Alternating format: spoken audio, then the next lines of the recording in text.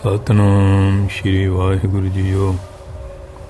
ਵੱਡੇ ਦੀ ਸੇਵਾ ਜਿਵੇਂ ਮਾਤਾ ਪਿਤਾ ਗੁਰੂ ਪਤੀ ਸੁਆਮੀ ਸਮਰਾਟ ਦੀ ਜੋ ਸੇਵਾ ਪੁੱਤਰ ਸ਼ੇਸ਼ ਪਤਨੀ ਅਤੇ ਸੇਵਕ ਕਰਦੇ ਹਨ, ਇਸ ਨੂੰ ਦਾਸਾ ਭਾਵ ਕਹਿੰਦੇ ਹਨ। ਔਰ ਕੰਤ ਭਾਵ ਵੀ ਇਸ ਵਿੱਚ ਸ਼ਾਮਿਲ ਹੈ।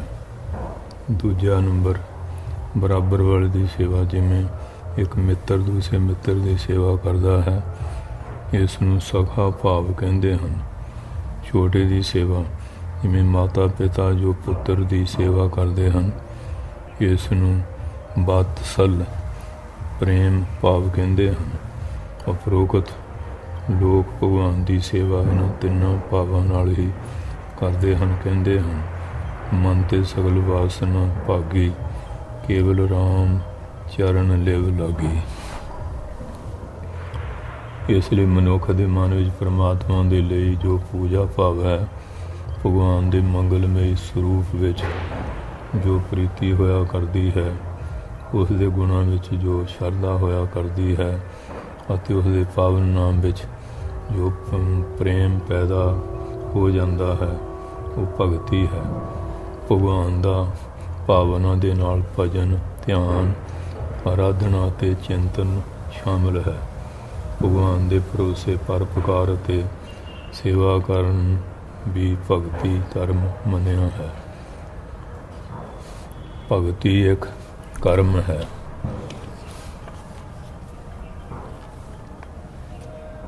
ਭਜਨ, ਧਿਆਨ, ਵਾਚਕ ਅਤੇ ਮਾਨਸਿਕ ਕਰਮ ਹੀ ਹੈ, ਪਰ ਉਪਾਸਕ ਜਾਂ ਸਰੀਰਕ ਕਰਮ ਵੀ ਭਗਵਾਨ ਦੇ ਨਿਮਿਤ ਹੀ ਕਰਦਾ ਹੈ।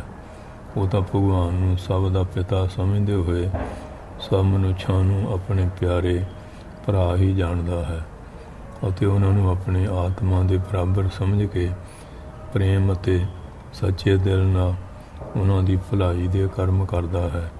ਇਸ ਲਈ ਨਾਰਦ ਮੁਨੀ ਦੇ ਅਨੁਸਾਰ ਆਪਣੇ ਸਭ ਕਰਮਾਂ ਨੂੰ ਭਗਵਾਨ ਦੇ ਅਰਪਣ ਕਰਨਾ ਅਤੇ ਲਗਾਤਾਰ ਭਗਵਾਨ ਦੀ ਯਾਦ ਵਿੱਚ ਰਹਿਣਾ ਅਤੇ ਭਗਵਾਨ ਨੂੰ ਜਰਾ ਜਿੰਨਾ ਵੀ ਵਿਸਰ ਜਾਣ 'ਤੇ ਵਿਆਕੁਲ ਹੋ ਜਾਣਾ ਜਾਂ ਬਿਨਾਂ ਜਲ ਦੇ ਮਛਲੀ ਦੀ ਤਰ੍ਹਾਂ ਤੜਫਣਾ ਹੀ ਭਗਤੀ ਹੈ ਅਤੇ ਇਹੀ ਭਗਤੀ ਦਾ ਸੱਚਾ ਸਰੂਪ ਹੈ।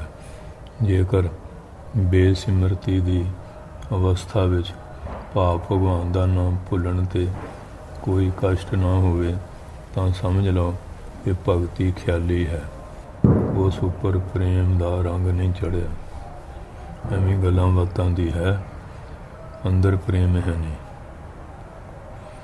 ਇਸ ਤਰ੍ਹਾਂ ਨਾਰਦ ਮੁਨੀ ਦੇ ਮਤ ਵਿੱਚ ਭਗਤੀ ਦੇ ਦੋ ਪਹਿਲੂ ਅੰਗ ਹਨ।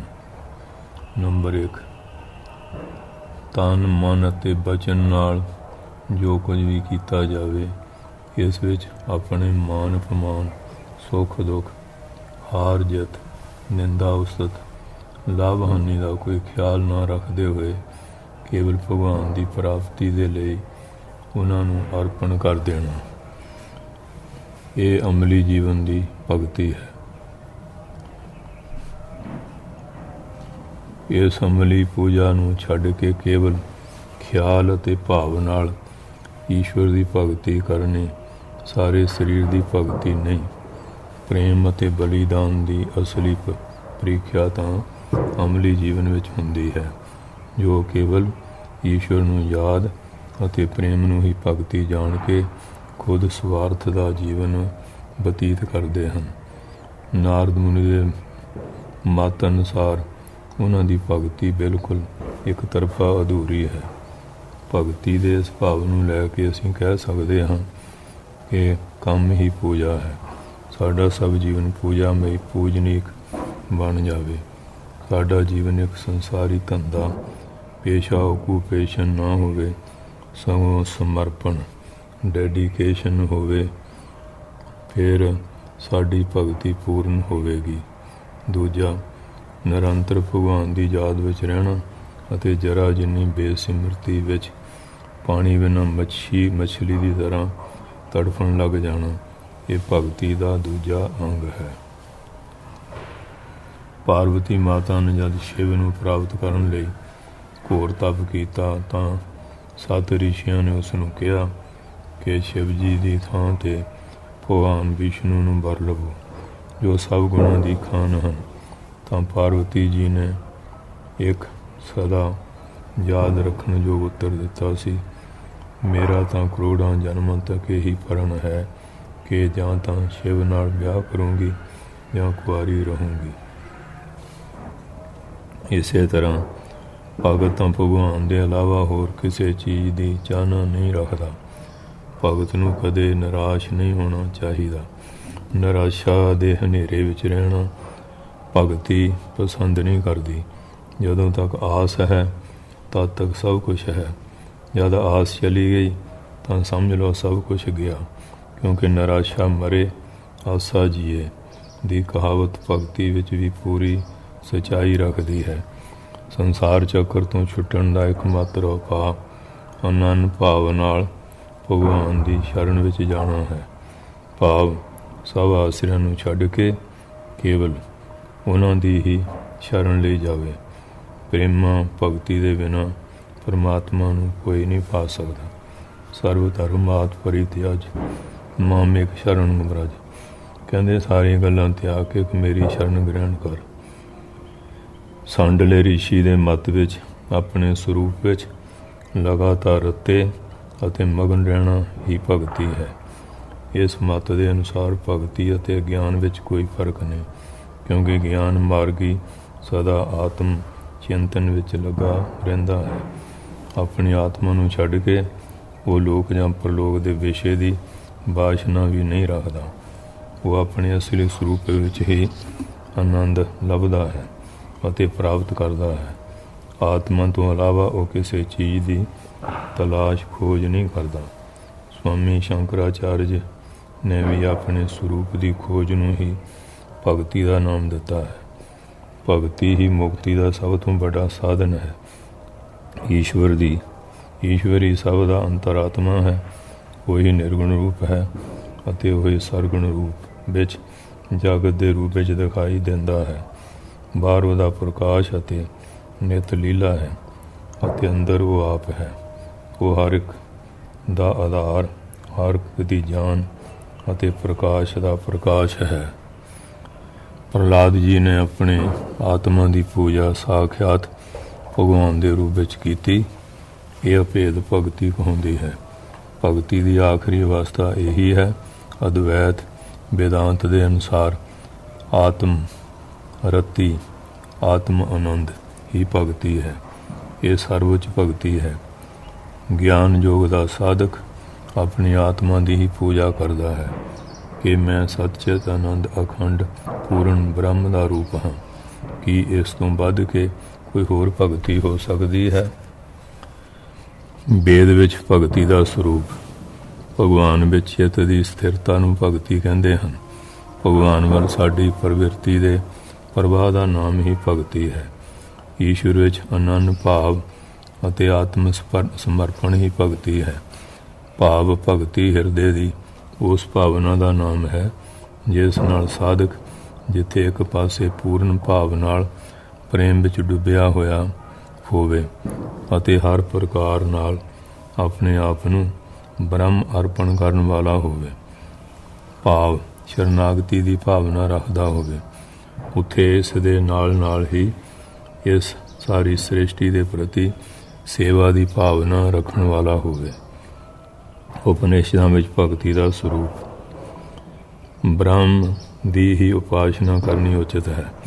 ਉਸ ਦੀ ਕਿਰਪਾ ਹੋਣ 'ਤੇ ਹੀ ਉਸ ਨੂੰ ਪ੍ਰਾਪਤ ਕਰ ਸਕਦੇ ਹਾਂ।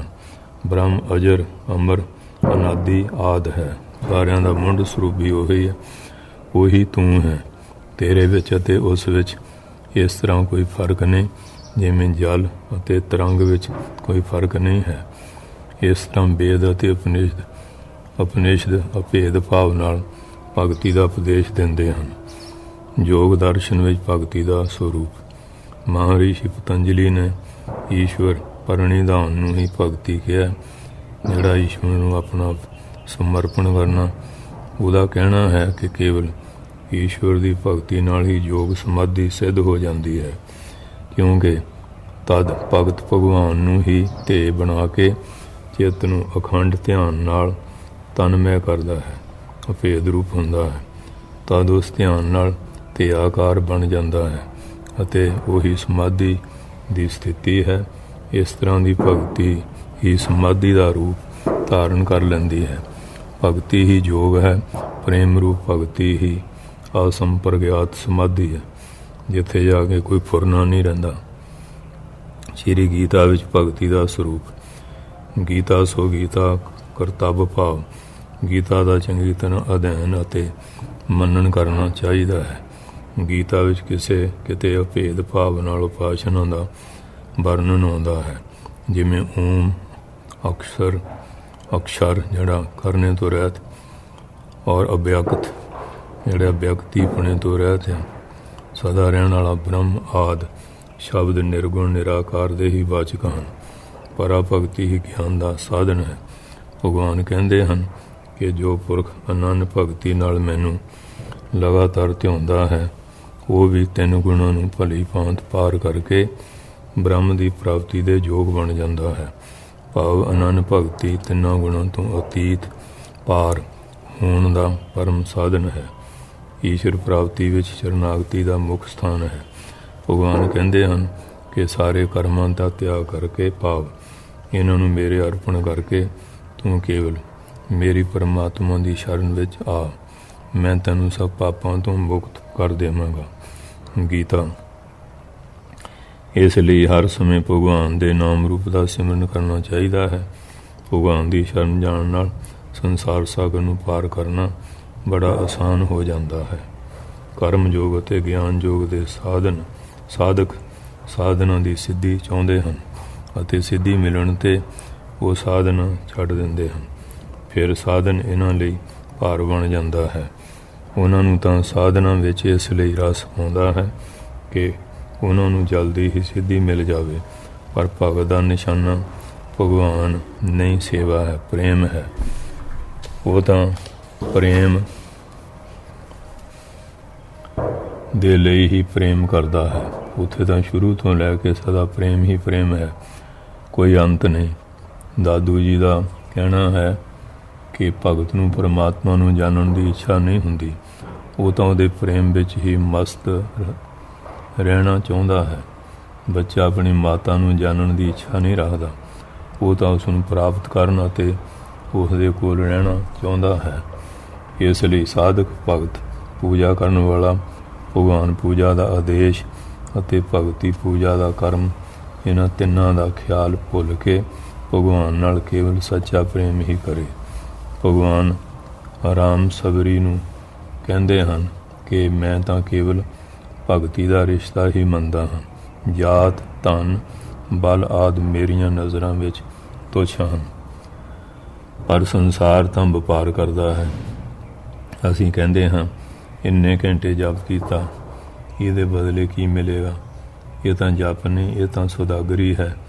ਦ੍ਰੋਪਦੀ ਨੇ ਯੁਧਿਸ਼ਠਰ ਨੂੰ ਕਿਹਾ ਸੀ ਕਿ ਤੁਸੀਂ ਭਗਵਾਨ ਨੂੰ ਬੇਨਤੀ ਕਿਉਂ ਨਹੀਂ ਕਰਦੇ ਕਿ ਸਾਡੇ ਅਗਿਆਤਵਾਸ ਦਾ ਦੁੱਖ ਦੂਰ ਕਰ ਦੇਣ, ਇਹ ਬਨਵਾਸ ਵਿੱਚ ਫਿਰਦੇ ਹਾਂ। ਯੁਧਿਸ਼ਠਰ ਨੇ ਕਿਹਾ ਕਿ ਭਗਤੀ ਸੌਦੇਬਾਜ਼ੀ ਨਹੀਂ। ਪਰਮਹੰਸ ਰਾਮ ਕ੍ਰਿਸ਼ਨ ਦੇ ਨਸੂਰ ਫੋੜਾ ਸੀ। ਡਾਕਟਰ ਜਵਾਬ ਦੇ ਗਏ।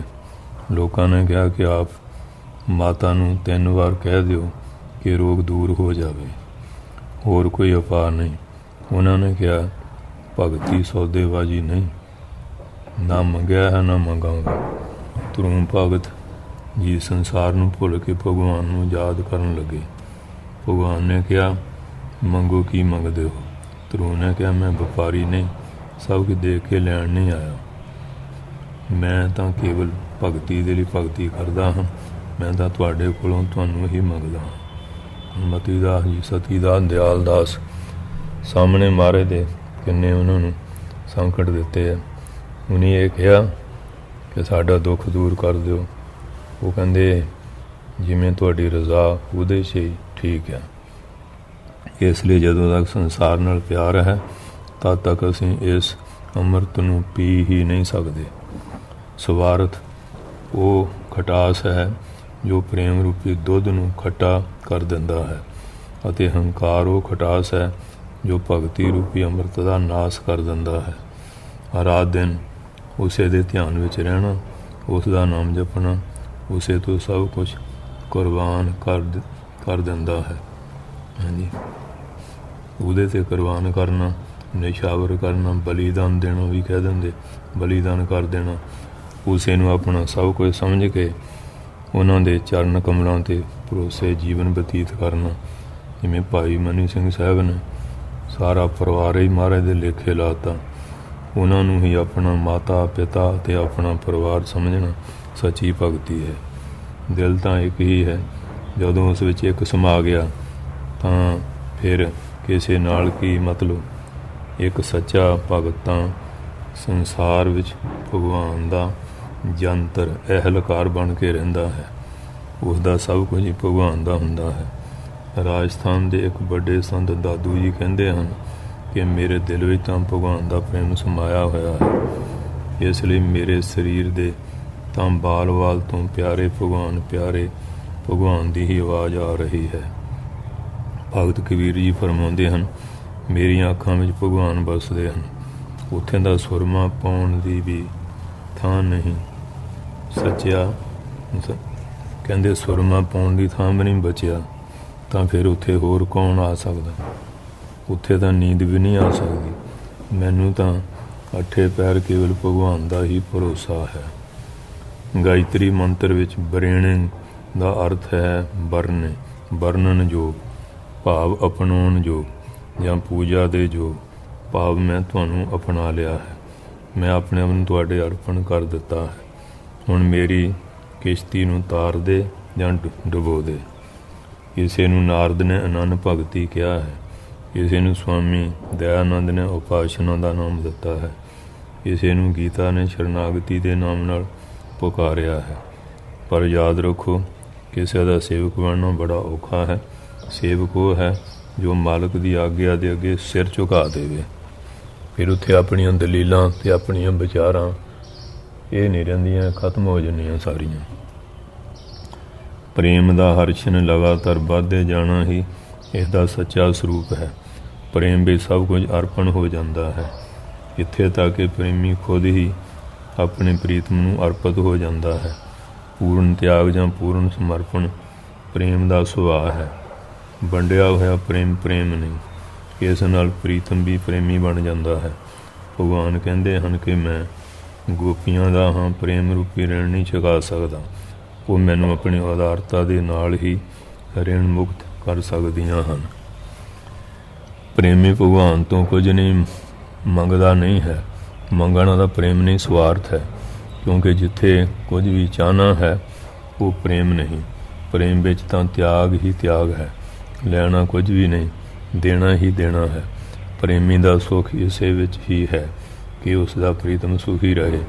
ਭਗਵਾਨ ਜਿਸ ਨੂੰ ਆਪਣਾ ਪ੍ਰੇਮ ਦਿੰਦੇ ਹਨ ਉਹਦਾ ਸਭ ਕੁਝ ਹਰ ਖੋਹ ਲੈਂਦੇ ਹਨ। ਕਿਸੇ ਵੀ ਚੀਜ਼ ਵਿੱਚ ਉਹਦੀ ਮਮਤਾ ਨਹੀਂ ਰਹਿ ਜਾਂਦੀ, ਕਿਉਂਕਿ ਮਾਤਾ ਦੀ ਮਾਰ ਵਿੱਚ ਵੀ ਪਿਆਰ ਭਰਿਆ ਰਹਿੰਦਾ ਹੈ। ਉਹ ਮਾਰੇ ਗਏ ਸੀ ਨਾ, ਅਤੇ ਉਹ ਵਾਢੀ ਸੀ, ਉਹਦੀ ਉਹ ਕੁੱਲੀ ਕੱਲੀ ਸਭ ਕੁਝ ਢਾਹ ਕੇ ਪੱਧਰਾ ਕਰਤਾ।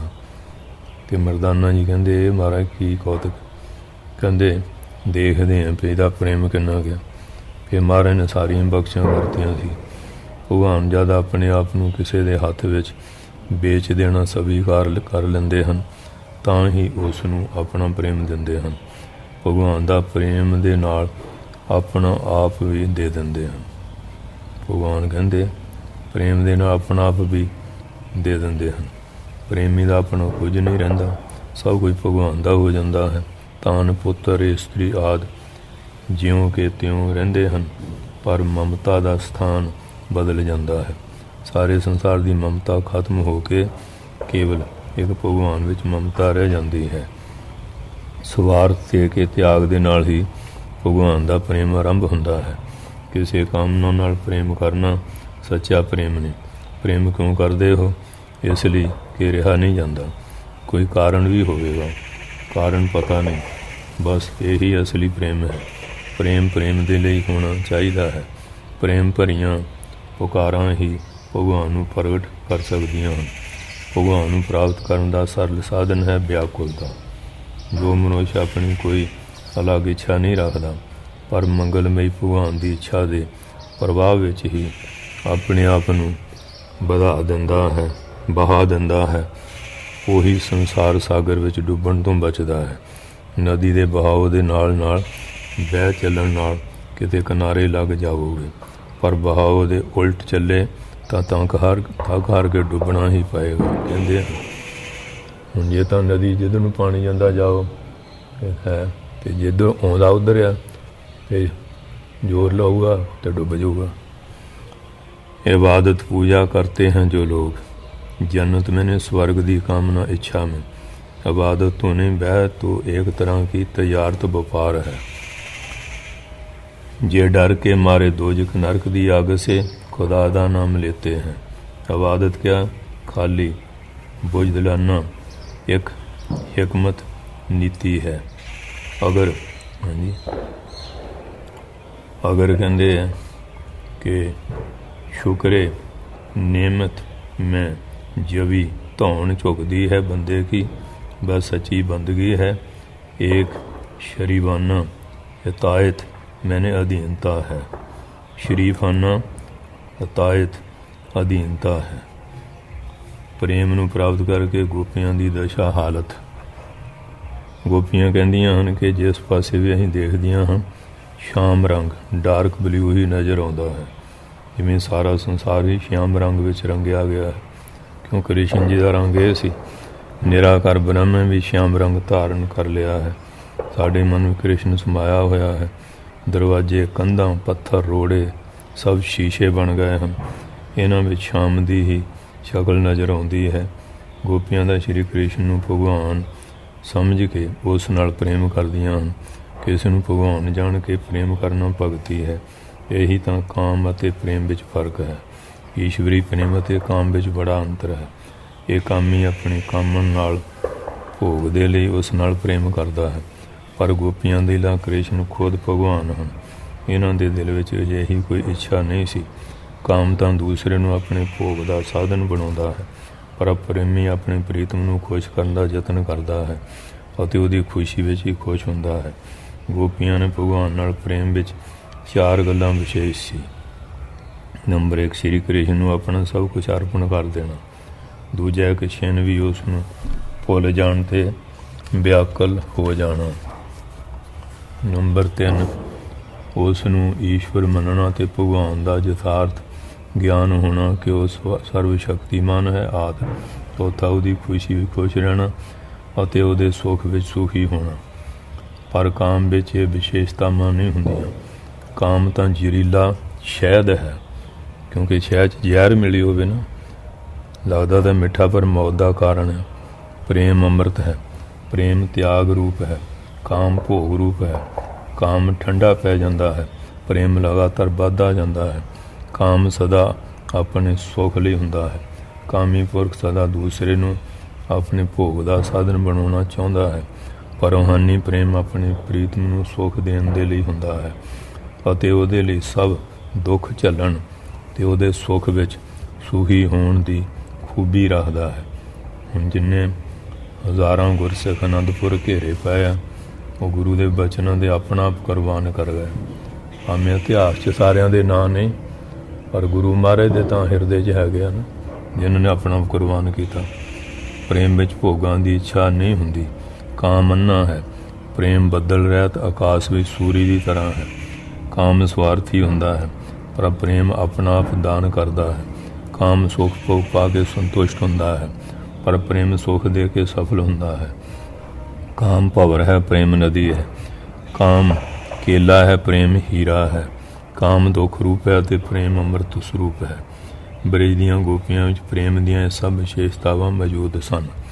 जद उदो जी ने उन्होंने योग करन नूं कहा तां उन्हां ने कहा कि उदो जी योग तां उन्हां नूं जाके सिखाओ जिन्हां नूं श्याम सुंदर दा बयोग होवे। इत्थे तां देखो सदा ही योग है। साडा प्यारा श्याम सुंदर सदा ही साडे नाल रहिंदा है। गोपियां तां धारा ਧਾਰਾਂ ਚੋਂਦੀਆਂ ਹਨ, ਦਹੀਂ ਰੜਕਦੀਆਂ ਹਨ, ਘਰ ਵਿੱਚ ਝਾੜੂ ਫੇਰਦੀਆਂ ਹਨ। ਪ੍ਰੇਮ ਭਰੇ ਦਿਲ ਅਤੇ ਅਥਰੂਆਂ ਨਾਲ ਭਰੀਆਂ ਅੱਖਾਂ ਅਤੇ ਗਦ-ਗਦ ਬਾਣੀ ਨਾਲ ਭਗਵਾਨ ਦੇ ਹੀ ਗੁਣ ਗਾਉਣ ਵਿੱਚ ਲੱਗੀਆਂ ਰਹਿੰਦੀਆਂ ਹਨ। ਭਗਵਾਨ ਵੀ ਕਹਿੰਦੇ ਹਨ ਕਿ ਇਹ ਗੋਪੀਓ, ਤੁਸੀਂ ਮੇਰੇ ਲਈ ਘਰ-ਬਾਰ ਦੀਆਂ ਸਖਤ ਜੰਜੀਰਾਂ ਤੋੜ ਕੇ ਮੇਰਾ ਭਜਨ ਕੀਤਾ ਹੈ। ਮੈਂ ਦੇਵਤਾਵਾਂ ਦੀ ਲੰਮੀ ਉਮਰ ਤੱਕ ਇਹ ਅਹਿਸਾਨ ਕਿਰਪਾ ਨੂੰ ਨਹੀਂ ਉਤਾਰ ਸਕਦਾ।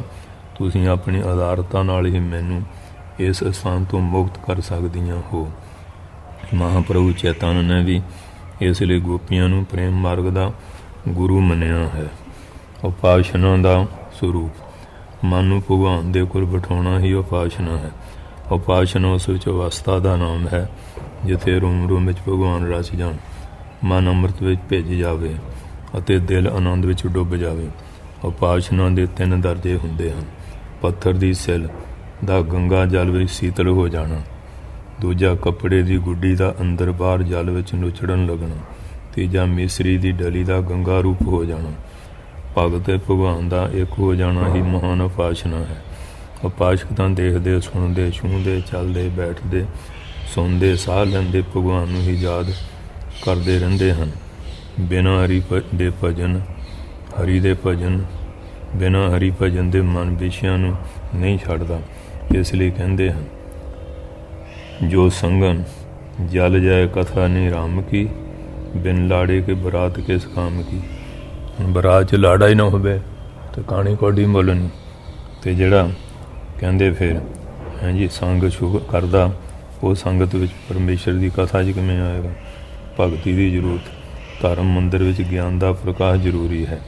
ਬਨਸਪਤੀ ਤਰ੍ਹਾਂ ਧਰਮ ਵੀ ਹਨੇਰੇ ਵਿੱਚ ਨਹੀਂ ਫਲਦਾ, ਪਰ ਜਦ ਤੱਕ ਭਗਤੀ ਦਾ ਅੰਮ੍ਰਿਤ ਬੀਜ ਤੇ ਸਮੁੰਦਰ ਦੀ ਹਵਾ ਨੂੰ ਨਿਰੀ ਮਿਠਾਸ ਵਿੱਚ ਨਹੀਂ ਬਦਲ ਦਿੰਦਾ, ਉਸ ਸਮੇਂ ਤੱਕ ਧਰਮ ਬੇਬਹਾਰ ਰੁੱਖ ਅਤੇ ਬਿਨਾਂ ਸੁੰਦਰਤਾ ਦੇ ਸਰੀਰ ਦੀ ਤਰ੍ਹਾਂ ਹੈ। ਗਿਆਨ ਦੇ ਨਾਲ ਪ੍ਰੇਮ ਅਤੇ ਦਿਮਾਗ ਦੇ ਨਾਲ ਦਿਲ ਦਾ ਹੋਣਾ ਜ਼ਰੂਰੀ ਹੈ। ਜਦੋਂ ਤੱਕ ਭਗਤੀ ਅਤੇ ਪ੍ਰੇਮ ਨਾ ਹੋਵੇ, ਨਿਰਾ ਗਿਆਨ ਲੋਹੇ ਦੀ ਮਸ਼ੀਨ ਦੀ ਤਰ੍ਹਾਂ ਸਖਤ ਹੁੰਦਾ ਹੈ। ਭਗਤੀ ਇਸ ਨੂੰ ਜੀਵਤ ਸਰੀਰ ਦੀ ਲਚਕ ਅਤੇ ਸੁੰਦਰਤਾ ਦਿੰਦੀ ਹੈ। ਪੂਰਾ ਗਿਆਨੀ ਉਹੀ ਹੈ ਜੋ ਸਾਹਿਬ ਦਿਲ ਅਤੇ ਆਧਾਰ ਵੀ ਹੋਵੇ, ਭਗਤ ਦੇ ਪਰਉਪਕਾਰੀ ਹੋਵੇ। ਗਿਆਨ ਸਿਰਫ ਮਿਹਦੇ ਅਤੇ ਭੋਜਨ ਦਾ ਸੰਬੰਧ ਦੱਸਦਾ ਹੈ, ਪਰ ਭਗਤੀ ਸੁਭਾਵਕ ਅਤੇ ਜੀਵਨ ਦੇਣ ਵਾਲੀ ਭੁੱਖ ਹੈ। ਗਿਆਨ ਸਿਰਫ ਸਾਦਾ ਲਕੀਰਾਂ ਨਾਲ ਚਿੱਤਰ ਬਣਾਉਂਦਾ ਹੈ, ਪਰ ਭਗਤੀ ਇਸ ਨੂੰ ਰੰਗੀਨ ਅਤੇ ਸੁੰਦਰ ਬਣਾਉਂਦੀ ਹੈ। ਗਿਆਨ ਇੱਕ ਤਵ ਵਾਹਦਤ ਦਿਖਾਉਂਦਾ ਹੈ, ਪਰ ਭਗਤੀ ਆਪਣੇ ਵਿੱਚ ਇੱਕ ਤਵ ਹੈ, ਕਿਉਂਕਿ ਭਗਤੀ ਵਿੱਚ ਤੇ ਏਕਤਾ ਆ ਜਾਂਦੀ ਹੈ। ਉਹ ਸਾਰਿਆਂ 'ਚ ਭਗਵਾਨ ਦੇਖਦਾ ਹੈ, ਇਕੱਤਵ ਭਾਵ ਦੇਖਦਾ ਹੈ। ਭਗਤੀ ਦਾ ਅਧਿਐਨ ਦਿਮਾਗ ਨਹੀਂ, ਸਿਰਫ ਦਿਲ ਹੀ ਕਰ ਸਕਦਾ ਹੈ। ਹੁਣ ਗਿਆਨ ਤਾਂ ਦਿਮਾਗ ਨਹੀਂ ਹੈ ਨਾ, ਭਗਤੀ ਦੇ ਮਰਮ ਨੂੰ ਦਿਲ ਹੀ ਜਾਣਦਾ ਹੈ। ਗਿਆਨ ਬੁੱਧੀ ਨੂੰ ਚਮਕਾਉਂਦਾ ਹੈ ਅਤੇ ਸੰਤੁਸ਼ਟ ਕਰਦਾ ਹੈ। ਪਿਆਜੀ ਜੀ ਚੰਗਾ ਬੋਲੇ, ਚੰਗਾ ਉਪਦੇਸ਼ ਦਿੱਤਾ, ਪਰ ਭਗਤ ਜਿਹੜਾ ਉਹ ਗਿਆਨ ਵਿਚਾਰ ਨੂੰ ਧਾਰਨ ਕਰਦਾ ਹੈ, ਉਹ ਦੁਨੀਆਂ ਨੂੰ ਦਿਖਾਉਂਦਾ। ਭਗਤੀ ਹਿਰਦੇ ਨੂੰ ਪੂਰਨ ਰਸ ਅਤੇ ਸ਼ਾਂਤ ਕਰਦੀ ਹੈ। ਧੁੱਪ ਦੇ ਨਾਲ ਮੀਂਹ ਦੀ ਵੀ ਜ਼ਰੂਰਤ ਹੈ। ਨੀਰੀ ਧੁੱਪ ਹਰੀ ਭਰੀ ਭੂਮੀ ਨੂੰ ਮਾਰੂਥਲ ਰੇਗਿਸਤਾਨ ਵਿੱਚ ਬਦਲ ਦਿੰਦੀ ਹੈ। ਇਸ ਤਰ੍ਹਾਂ ਗਿਆਨ ਦੇ ਨਾਲ ਭਗਤੀ ਚਾਹੀਦੀ ਹੈ, ਨਹੀਂ ਤਾਂ ਦਿਲ ਦੀ ਹਰੀ ਭਰੀ ਭੂਮੀ ਖੁਸ਼ਕ ਅਤੇ ਬੰਜਰ ਹੋ ਜਾਏਗੀ। ਖੁਸ਼ਕ ਗਿਆਨ ਜਿਹੜਾ ਨਾ, ਉਹ ਫਿਰ ਨਾਸਤਕ ਵੀ ਬਣਾਉਂਦਾ। ਜਿਸ ਤਰ੍ਹਾਂ ਦਿਮਾਗ ਦਿਲ ਤੋਂ ਜੁਦਾ ਨਹੀਂ ਰਹਿ ਸਕਦਾ, ਇਸ ਤਰ੍ਹਾਂ ਪ੍ਰੇਮ ਰਹਿਤ ਗਿਆਨ ਵੀ ਬੇਜਾਨ ਹੀ ਹੁੰਦਾ ਹੈ। ਭਗਤੀ ਹੀ ਦਿਲ ਨੂੰ ਹਰਾ, ਕੋਮਲ ਅਤੇ ਰਸ ਭਰਿਆ ਬਣਾਉਂਦੀ ਹੈ। ਸੁੱਕੀਆਂ ਹੋਈਆਂ ਅੱਖਾਂ ਨੂੰ ਪ੍ਰੇਮ ਅਤੇ ਆਨੰਦ ਦੇ ਅਥਰੂਆਂ ਨਾਲ ਤਰ ਕਰਦੀ ਹੈ। ਦੁੱਖ ਵਿੱਚ ਆਨੰਦ ਦਾ ਰਾਗ ਸੁਣਾਉਂਦੀ ਹੈ। ਉਹ ਆਪਣੀ ਬੋਲੀ ਵਿੱਚ ਇਸ ਸ੍ਰਿਸ਼ਟੀ ਦਾ ਨਾਮ ਸੁੰਦਰਤਾ, ਪ੍ਰੇਮ ਅਤੇ ਮੰਗਲ, ਭਲਾਈ ਰੱਖਦੀ ਹੋਈ ਨਿਰੀ ਸੱਤਾ, ਹਸਤੀ, ਜੀਵਨ ਅਤੇ ਸ਼ਕਤੀ ਦੇ ਨਾਮ ਨਹੀਂ ਦਿੰਦੀ। ਇਕੱਲਾ ਗਿਆਨ ਕਿਸੇ ਕੰਮ ਦਾ ਨਹੀਂ ਹੋ ਸਕਦਾ। ਪ੍ਰੇਮ ਗਿਆਨ ਵੀ ਮਸ਼ੀਨ ਦਾ ਤੇਲ ਹੈ, ਜਿਸ ਤੋਂ ਬਿਨਾਂ ਮਸ਼ੀਨ ਚੱਲ ਨਹੀਂ ਸਕਦੀ। ਪ੍ਰੇਮ ਦੇ ਬਿਨਾਂ ਮਨੁੱਖ ਮਾਰੂਥਲ ਦੀ ਤਰ੍ਹਾਂ ਖੁਸ਼ਕ ਹੈ, ਜਿਵੇਂ ਰੇਗਿਸਤਾਨ ਦੇ ਟਿੱਬੇ ਆ। ਦਿਮਾਗ ਵਿੱਚ ਗਿਆਨ, ਕਿਉਂਕਿ ਗਿਆਨ ਦਾ ਦਿਮਾਗ ਨਾਲ ਸੰਬੰਧ ਹੈ। ਦਿਲ ਭਾਵ ਭਗਤੀ, ਕਿਉਂਕਿ ਭਗਤੀ ਦਾ ਦਿਲ ਨਾਲ ਸੰਬੰਧ ਹੈ। ਇਹਨਾਂ ਦੋਨਾਂ ਦੇ ਮਿਲਾਪ ਨਾਲ ਹੀ ਕੰਮ ਬਣੇਗਾ। ਰਾਤ ਦਾ ਗਹਿਣਾ ਚੰਦ ਹੈ, ਦਿਲ ਦਾ ਗਹਿਣਾ ਸੂਰਜ ਹੈ। ਦਾਸ ਦਾ ਗਹਿਣਾ ਭਗਤੀ ਅਤੇ ਭਗਤੀ ਦਾ ਗਹਿਣਾ ਗਿਆਨ। ਇਸ ਲਈ ਗਿਆਨ ਨਾਲ ਪ੍ਰੇਮ ਅਤੇ ਸ਼ਰਧਾ ਦਾ ਹੋਣਾ ਜ਼ਰੂਰੀ ਹੈ। ਜਿਵੇਂ ਗਰਮੀ ਨਾਲ ਤਪੇ ਹੋਏ ਨੂੰ ਠੰਡੀ ਹਵਾ ਸੁੱਖ ਦਿੰਦੀ ਹੈ, ਉਸੇ ਤਰ੍ਹਾਂ ਈਸ਼ਵਰ ਦੀ ਭਗਤੀ ਨਾਲ ਬ੍ਰਹਮ ਆਨੰਦ ਅਤੇ ਸ਼ਾਂਤੀ ਦੀ ਸੀਤਲ ਹਵਾ ਹਿਰਦੇ ਨੂੰ ਛੂਹਣ ਲੱਗਦੀ ਹੈ। ਭਗਤੀ ਦਾ ਕਰਮ ਗਿਆਨ ਅਤੇ ਯੋਗ ਨਾਲੋਂ ਮਹਾਨਤਾ ਭਾਵ ਭਗਤੀ ਦੀ ਮਹਾਨਤਾ ਅਤੇ ਸੁਗਮਤਾ। ਸੌਖਾਪਨ। ਭਗਵਤ ਪ੍ਰਾਪਤੀ ਦੇ ਕਈ ਮਾਰਗ ਹਨ। ਨਿਸ਼ਕਾਮ ਕਰਮ ਯੋਗ ਦਾ ਮਾਰਗ, ਗਿਆਨ ਦਾ ਮਾਰਗ ਦੂਜਾ, ਤੀਜਾ ਯੋਗਾਭਿਆਸ ਮਾਰਗ, ਚੌਥਾ ਭਗਤੀ ਦਾ ਮਾਰਗ। ਭਗਵਾਨ ਕ੍ਰਿਸ਼ਨ ਜੀ ਨੇ ਕਿਹਾ ਹੈ ਕਿ ਕਈ ਲੋਕ ਧਿਆਨ ਦੁਆਰਾ ਪਰਮਾਤਮਾ ਨੂੰ ਆਪਣੇ ਅੰਦਰ ਦੇਖਦੇ ਹਨ, ਕਈ ਗਿਆਨ ਯੋਗ ਨਾਲ ਅਤੇ ਕਈ ਭਗਤੀ ਨਾਲ ਉਹਦਾ ਦਰਸ਼ਨ ਕਰਦੇ ਹਨ। ਇਸ ਤਰ੍ਹਾਂ ਭਗਵਾਨ ਨੂੰ ਪਾਉਣ ਦੇ ਕਈ ਮਾਰਗ ਹਨ। ਜਿਵੇਂ ਇੱਕ ਨਗਰ ਵਿੱਚ ਪਹੁੰਚਣ ਦੇ ਲਈ ਕਈ ਰਸਤੇ ਮੁਸ਼ਕਲ ਅਤੇ ਲੰਬੇ ਹੁੰਦੇ ਹਨ। ਇਹਨਾਂ ਵਿੱਚ ਦਰਿਆ, ਪਹਾੜ, ਜੰਗਲ ਅਤੇ ਮਾਰੂਥਲ ਵੀ ਆਉਂਦੇ ਹਨ। ਪਰ ਐਸੇ ਰਸਤੇ ਵੀ ਹਨ ਜਿਨ੍ਹਾਂ ਵਿੱਚ ਚੰਗੀਆਂ ਸੜਕਾਂ, ਆਰਾਮ ਕਰਨ ਦੇ ਲਈ ਸਰਾਵਾਂ, ਸੜਕਾਂ 'ਤੇ ਛਾਂਦਾਰ ਦਰੱਖਤ ਅਤੇ ਪਿਆਸ ਬੁਝਾਉਣ ਲਈ ਖੂਹ ਆਦਿ ਹਨ। ਥੱਕਿਆ ਹੋਇਆ ਯਾਤਰੀ ਜਿੱਥੇ ਆਰਾਮ ਕਰਕੇ ਫਿਰ ਮੰਜ਼ਿਲ ਵੱਲ ਚੱਲ ਪੈਂਦਾ ਹੈ।